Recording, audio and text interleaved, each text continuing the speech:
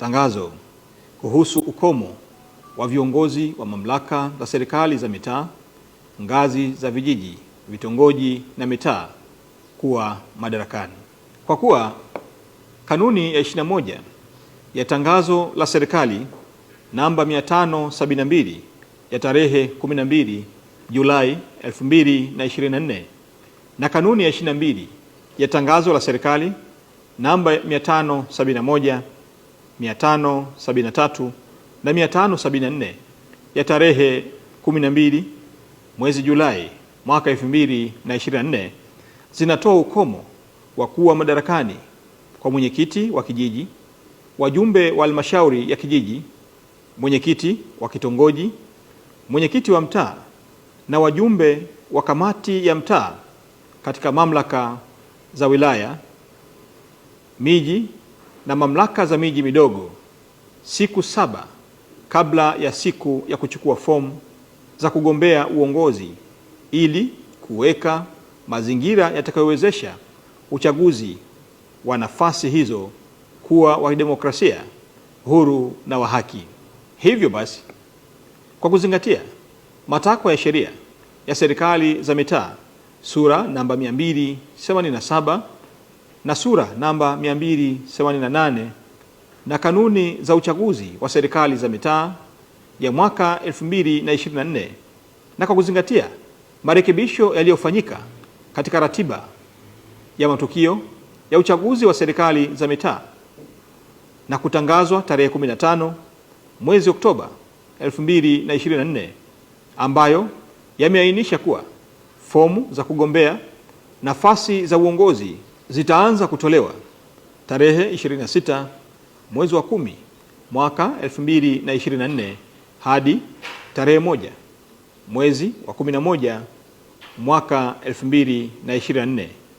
Hivyo inaelekeza ifuatavyo: 1.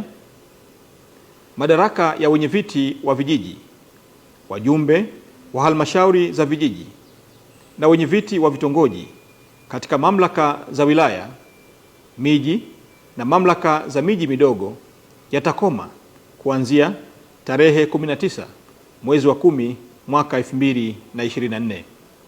Nafasi za viongozi hawa zitajazwa kufuatia uchaguzi utakaofanyika tarehe 27 mwezi wa 11 mwaka 2024. 2. Madaraka ya wenyeviti wa mitaa na wajumbe wa kamati za mitaa katika mamlaka za miji yatakoma kuanzia tarehe 19 mwezi wa 10 mwaka 2024. Nafasi za viongozi hawa zitajazwa kufuatia uchaguzi utakaofanyika tarehe 27 mwezi wa 11 mwaka 2024. 3. Majukumu yote ya utendaji katika kijiji au mtaa yataendelea kutekelezwa kwa mujibu wa sheria na maafisa watendaji wa vijiji au mitaa kwa kushirikiana na maafisa watendaji wa kata husika. 4. Watendaji wa vijiji au mtaa hawataruhusiwa kutekeleza jukumu lolote la kisheria ambalo linapaswa kuamriwa na halmashauri ya kijiji au kamati ya mtaa. Endapo kutakuwa na jambo ambalo haliwezi kusubiri mpaka serikali ya kijiji au kamati ya mtaa kuundwa, afisa mtendaji wa kijiji au mtaa husika ataliwasilisha jambo hilo kwa afisa mtendaji wa kata ambaye atalazimika kuliwasilisha kwa mkurugenzi wa halmashauri husika ili kupata idhini ya kutekeleza jambo hilo. Mwisho, nitoe rai kwa wenyeviti wa vijiji, wenyeviti wa vitongoji pamoja na wenyeviti wa mitaa kuhakikisha kuwa ofisi pamoja na nyaraka mbalimbali muhimu zinakabidhiwa kwa watendaji wa vijiji pamoja na watendaji wa mitaa ifikapo tarehe 19 mwezi wa 10 mwaka 2024.